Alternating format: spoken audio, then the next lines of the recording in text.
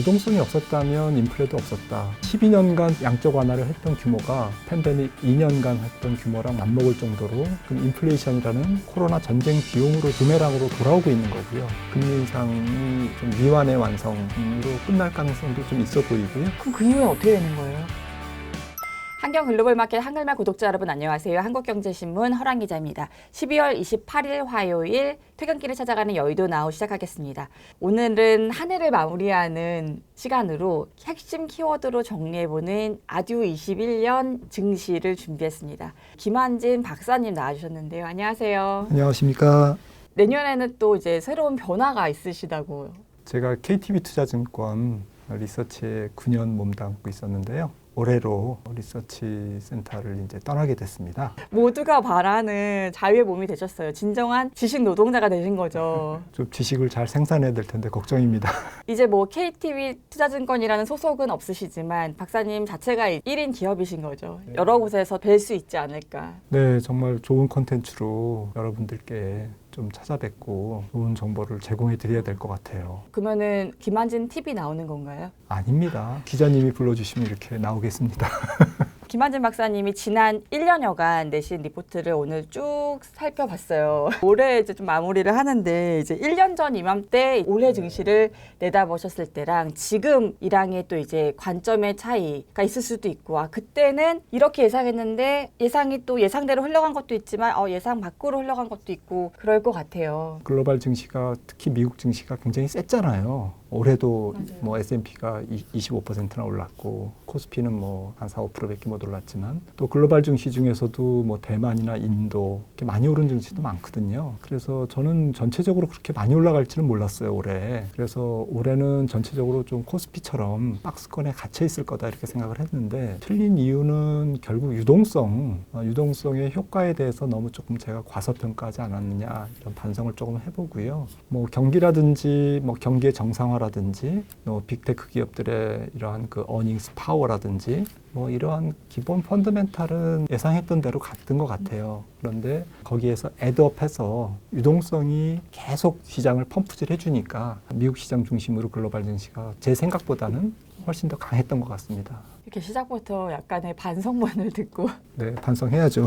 그렇다면 반대로 예상대로 잘 흘러간 것을 꼽는다면 뭘까요? 네, 경기 빨리 정상화될 것이다라는 거고 미국 고용시장 예상보다 빠르게 완전 고용에 접근한다. 거의 4.2% 실업률은 뭐 민간 실업률은 거의 완전 고용을 코앞에 두고 있는 수치고요. 그다음에 물가 조금 많이 올라갈 것 같다. 이런 부분들은 좀 제가 잘 봤던 것 같습니다. 근데 금리 부분에서는 제가 조금 틀렸는데 물가가 많이 올라간 가기 때문에 올해 금리도 미국 국채 10년물이 한 2% 넘을 거라고 생각을 했어요. 근데 지금 1.5 조금 언더 이렇게 해서 차분하게 생각보다는 금리가 안 올라가더라고요. 좀 금리의 수수께끼인데 좀 틀린 이유를 곰곰이 생각해 보니까 결국 과잉 저축이었다. 전 세계가 그 유동성이 워낙 많고 코로나 때문에 팬데믹 때문에 투자가 안 이루어지고 있지 않습니까? 생각보다는. 그러다 보니까 유동성이 고여 있습니다. 과잉 저축 상태로 고여 있고 이런 부분들이 연기금이라든지 장기 자산 운용자들, 행보사라든지 이런 데들의 장기 국채 수요, 듀레이션이 굉장히 긴 국채에 대한 수요, 안전자산 수요가 굉장히 커져 있거든요. 이런 부분들은 사실은 위험자산의 어떤 시가총액이 늘다 보니까 상대적으로 기관 투자 같은 경우에는 위험을 관리하기 위해서 안전자산도 포트폴리오에서 같이 늘어나 있거든요. 전체적으로 뭐 양동이에 위험자산만 채울 수는 없잖아요. 지금 전 세계 고령화 추세잖아요. 그러다 보니까 이런 부분들이 반드시 올해 국한된 뭐 현상은 아니겠습니다만은 어쨌든 전체적으로는 유동성이 크게 증가한 것만큼 위험자산도 베팅이 늘었고 상대적으로 또 안전자산도 베팅이 늘고 그러니까 금리가 안전자산 베팅이라는 게 채권을 산다는 얘기니까요. 그래서 국채 수요가 만만치 않게 크구나. 말씀하신 걸 종합해 보면 결국엔 유동성의 효과가 생각보다 컸다. 이걸로 정리될 수 있을 것 같아요. 그렇게 보면 이제 오늘의 주제인 2021년 증시를 핵심 키워드로 정리를 해봤을 때 박사님의 머릿속에서 딱 떠오르는 키워드는 1번은 뭘까요? 저는 아직까지는 뭐 인플레가 묵직한 키워드가 아닐까 이런 생각이 좀 듭니다. 사실 올해 증시를 뒤흔든 게 또 인플레이션 우려인 것 같아요. 예상보다 물가 상승세가 좀 더 길고 가팔랐던 했던 게 지금까지도 영향을 미치고 있는 것 같은데요. 이유는 공급 차질 때문인 건가요? 공급 차질이라고 사람들이 다 얘기를 하지만 저는 유동성이라고 생각을 합니다. 유동성이 얼마나 풀렸냐면 사실은 4대 중앙은행, 페드를 비롯해서 ECB 이런 4대 중앙은행이 시장에서 채권을 산 GDP 대비 규모가 GDP를 분모로 놓고 자산 매입 규모를 분자로 놓고 이렇게 비교해 봤을 때 그 비율이 거의 5배 정도 돼요. 그만큼 주요국들이 돈을 정말 네. 쏟아낸 거네요. 네, 작년하고 올해 2년간 미국만 해도 M2 증가율이 40%고요. 2년간 이런 부분은 전쟁이 일어나지 않는 한 있을 수 없는 역사적으로 굉장히 이례적 현상이거든요. 저는 뭐 유동성이 없었다면 인플레도 없었다, 약했다라고 생각이 되고 유가가 이 정도로 유동성이 풀리지 않았으면 한 배럴당 20불은 싸져 있을 것 같아요. 미국의 지난달 물가 지수만 보더라도 PC 인플레이션이 4.9%였지 않습니까? 전년 동월 대비. 그중에서 에너지 가격이 전년 동월 대비 33% 올라서 4.9%의 물가 상승률에 거의 한 절반 가까이는 지금 에너지 가격의 상승이 기여를 하고 있는데 기타 뭐 자동차라든지 뭐 렌트비 이런 부분도 사실은 생산 원가의 상승에 따라서 제품 가격을 소비자에게 전가시키는 거기 때문에 전체적으로는 에너지 가격의 상승과 무관하지 않고요. 지금 시장에서는 이 코로나 때문에 공급 차질이 생겼고 공급 차질만 해소되면 지금 인플레이션은 안정된다. 물론 맞습니다. 어느 정도는 안정되겠지만 조금 기저효과는 사라져도 이 올해의 인플레이션은 내년도에 하락하는 데는 조금 한계가 있을 거다 이렇게 생각을 합니다. 올해는 사실은 예상 밖의 인플레이션 때문에 증시가 흔들렸던 건데 그럼 2022년에도 높은 인플레이션이 증시에 악영향을 줄 만큼 이어질 것이냐? 네, 그거는 뭐 좀 생각을 해봐야 되겠습니다. 경기 확장에 따른 수요 증대로 인한 여러 가지 뭐 원유의 수요의 증가라든지 임금을 비롯한 생산 요소 가격의 앙등이라든지 이런 것들이 이제 같이 동반해서 경기 확장기의 인플레이션이 이제 같이 진행되는 그러한 부분이라고 생각된다면 인플레이션의 경로를 통한 금리 상승이라는 부담과 반대쪽에 있는 경기 확장이 일어나니까 당연히 인플레이션이 있는 거니까요. 이 두 부분이 결국 어느 정도에서 밸런스를 맞추느냐. 만약에 이게 밸런스가 완전 깨지면 균형이 스태그플레이션이 되는 거고요. 경기는 이제 안 좋은데 물가만 덩그러니 근데 저는 이제 그렇게 보지는 않고요. 어느 정도는 이제 경기 확장기에 인플레이션도 같이 물귀신처럼 쫓아올 거는 같은데 아무래도 자산시장 입장, 주식시장 입장에서는 조금 성가시다, 귀찮다, 부담스럽다, 금리를 계속 자극한다. 인플레이션의 물귀신 작전이 내년도에도 조금 계속될 것 같은 느낌이 듭니다. 아디오 2021 자산시장의 핵심 키워드 두 번째로는 단연 유동성이 있겠죠. 전체적인 돈이 너무 많이 풀려 있는데 그 풀린 정도가 10년 후에 경제교과서에는 2020년 연준의 의사결정이 과연 적합했느냐라는 부분이 분명히 저는 나올 것 같아요. 너무 교만한가요? 오늘 솔직하게 말씀해 주시는 시간이라 괜찮아요. 경제정책이 이루어지면 그 누구를 위한 경제정책인가라는 살짝 생각을 해보면 뭐 연준이 그동안 금융 완화에서 긴축 고삐를 계속 조금 늦춘 이유는 유색인종이라든지 뭐 블루칼라라든지 미국 안에서의 어떠한 그 소외계층 이런 부분 사람들의 고용이 조금 충분히 잘 안 올라와 있다. 그래서 이제 상당히 인도적으로 조금 더 이렇게 경기가 운목에서 아랫목으로 좀 더 해야 긴축을 하는 게 맞다. 지금은 할 때가 아니다라는 게 올해 연초만 해도 이제 그런 입장이었습니다. 하지만 그 사이에 이제 자산 가격이 계속 올랐잖아요. 이런 그 소외계층, 중하위 소득층은 집이 없고 그 사이에 집값이 많이 올라가지고 연준의 통화 긴축이 좀 늦어지는 바람에 결국 이 사람들이 아무리 일을 열심히 해서 월급을 받아도 집을 살 수가 없을 정도의 지금 상황이 돼 있어요. 연준의 통화 긴축이 늦어짐으로 인해서 그것 때문만 일어나는 현상은 아니겠지만 상당 부분 뭐 연준의 금융 완화가 기여를 했죠. 이제 이런 부분에서 지금 GDP 대비 4대 중앙은행의 자산 매입 규모가 2020년 작년 초 팬데믹 전에 35% 정도에서 60% 정도까지 올라와 있어요. 25%포인트 정도가 그냥 업된 거죠. 그런데 2008년부터 GDP 대비 자산 매입 비율이 4대 중앙은행이 12년간 올라온 폭이 지난 2년간 올라온 폭하고 똑같아요. 그러니까 12년간 양적 완화를 했던 규모가 팬데믹 2년간 했던 규모랑 맞먹을 정도로 굉장히 공격적인 금융 완화를 했다라는 건데요. 어쨌든 자산 시장에서는 인플레이션이라는 코로나 전쟁 비용으로 부메랑으로 돌아오고 있는 거고요. 시장 금리 상승까지는 이어지지 않아서 이제 다행이지만 만약에 이어지면 전 세계 부채 경제에 어떤 영향을 줄지 이런 부분들도 조금 앞으로는 고민을 해봐야 되는 거고요. 자산 시장에도 이제 금리 상승이 유동성 효과가 맞물려 가지고 좀 여러 가지 색다른 현상을 나타낼 것 같아요.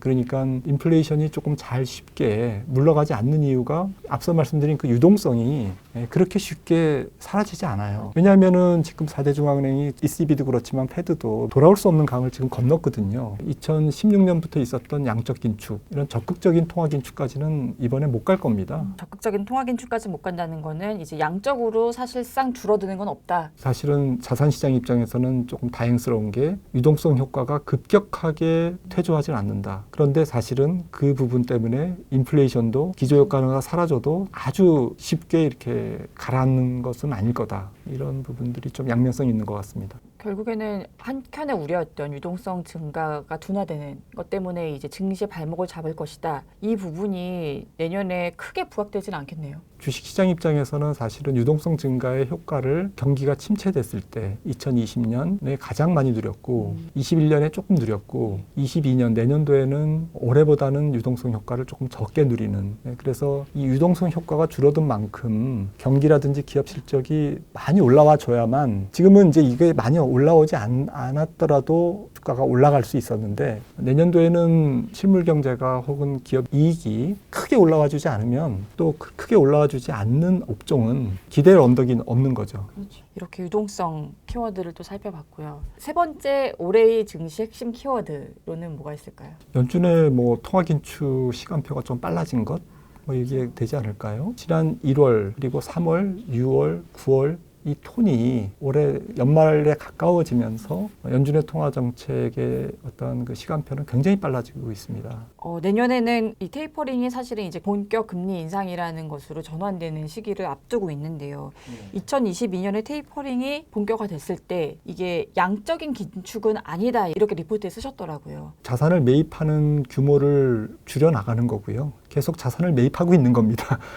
그러니까 뭐 악셀레이터를 발을 띄는 게 아니라 조금 뭐 100km로 달리다가 뭐 속도를 조금 늦추는, 그러니까 정지한 건 아니고 후진하는 것도 아니죠. 지금 방송하고 있는 이 순간도 지금 계속 증가하고 있습니다. 근데 내년 3월까지는 이제 이걸 마무리한다는 얘기고요. 첫 금리 인상이 언제부터 시작될 건지는 모르겠지만 금리 인상을 뭐 한 2년 정도 하고 그 다음에 양적 긴축, 만기 도래하는 채권 매입을 이제 안 해주는, 그럼 이제 적극적인 연준의 대차 대조표가 이제 줄어들어갑니다. 그러니까 유동성의 적극적인 환수로 이해하시면 될 것 같은데요. 이 스케줄까지는 아마 못 갈 것 같아요. 주식시장 입장에서는 다행이라고 생각할 수도 있겠지만 상대적으로 왜 못 가냐라는 부분은 그 전에 경기의 사이클이 조금 종료되지 않을까. 경기가 다시 후퇴하는 국면에서는 긴축을 못할 것이다. 연준의 그 실업률로 따지면 뭐 제임스 블라드 센트리스 총재가 얘기했듯이 내년 3월 정도면 거의 완전 고용이 이제 3%대 중후반에 들어갈 거다라고 얘기했는데 코로나 직전에 완전 고용이 3.5% 이뤘거든요.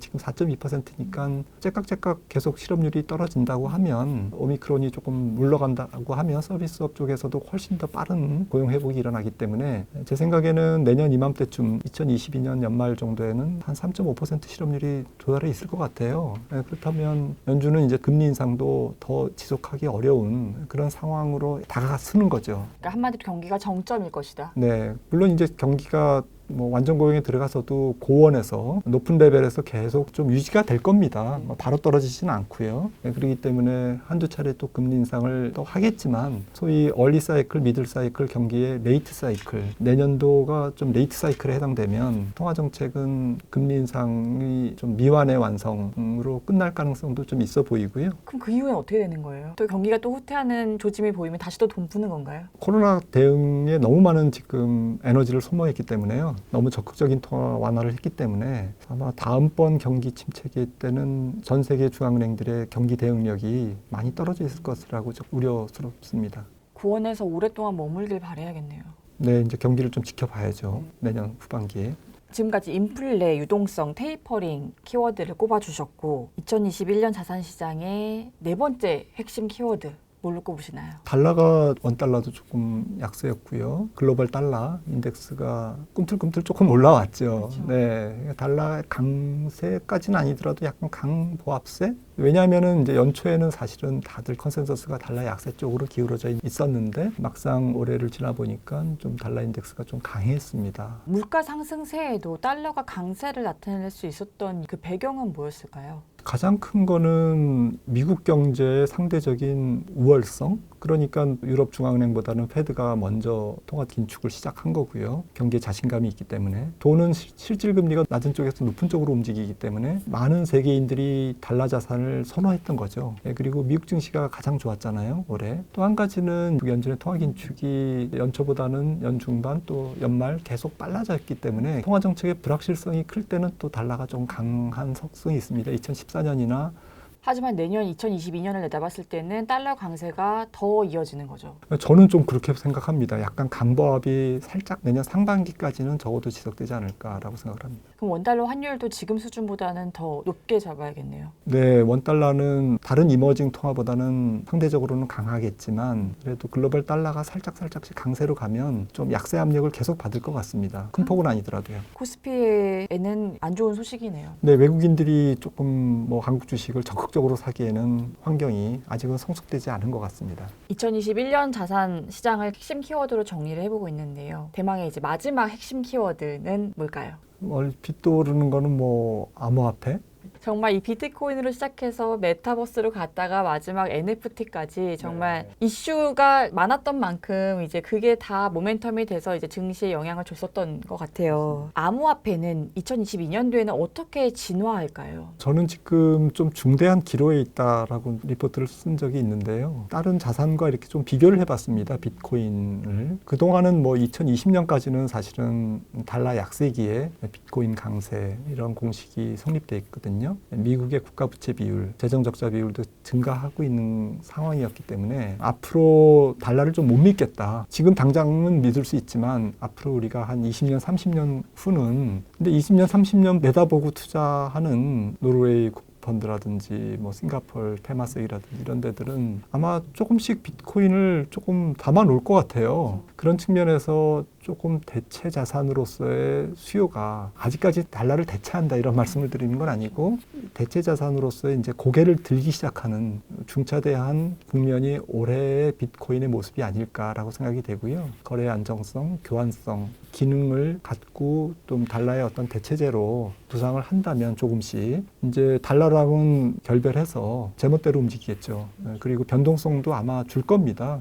투기적 자산의 매력은 조금 떨어지면서 그 가격의 안정성은 조금 확보되는 변곡점이 올해가 아니었을까. 이렇게 생각을 해봅니다. 이미 비트코인은 뭔가 공식 자산으로서의 인정을 받은 시기고 그러다 보니까 이 변동성을 쫓아서 NFT라는 또 다른 이제 뭐 김치코인이라 불리죠. 이런 데로 막 그 돈들이 몰리고 투자 열기가 일어나고 이랬던 것 같아요. 2000년에 닷컴 버블 때 그 인터넷 환경이 급속하게 형성됐을 때 사람들이 인터넷을 굉장히 제한적으로 생각했거든요. 이메일이나 주고받고 그냥 그 정도로 생각을 했지 이 정도의 인터넷 환경이 전개될 줄은 조금 저는 몰랐어요. 근데 아마 대부분의 평범한 사람들이 그렇게 생각을 했을 겁니다. 그쵸. 천리안이나 하고 아이러브 스쿨하고 요 정도 생각하셨던 거네요. 20년 전에는 저도 젊었잖아요. 그런데 그때 생각했던 인터넷 환경이라는 것에 대한 좀 알량한 제한성, 사고의 제한 이런 것들을 좀 반성하고 있는데요. 지금 웹 3.0 뭐 그 이후에 어떤 생태계 이 부분에서의 뭐 암호화폐 말씀하셨던 NFT 이런 환경을 함부로 제한할 필요는 없을 것 같아요. 좀 무한한 가능성을 열어두고 공부를 해야 되지 않을까, 적응을 해야 되지 않을까 싶습니다. 무엇이든 가능하다라는 네. 그 슬로건이 딱 기억이 나네요. 정말 오늘 이렇게 박사님과 한 해를 좀 마무리하면서 2021년 자산시장을 5가지 핵심 키워드로 정리를 해봤습니다. 인플레, 유동성, 테이퍼링, 달러 강세, 암호화폐 이렇게 정리를 해봤고요. 다음 시간에는 2022년 자산 전략을 구체적으로 어떻게 짜야 할지를 좀 살펴보는 시간 갖도록 하겠습니다. 시간 내주신 박사님 너무나 감사드리고요. 시청해주신 한글만 구독자 여러분들 감사합니다.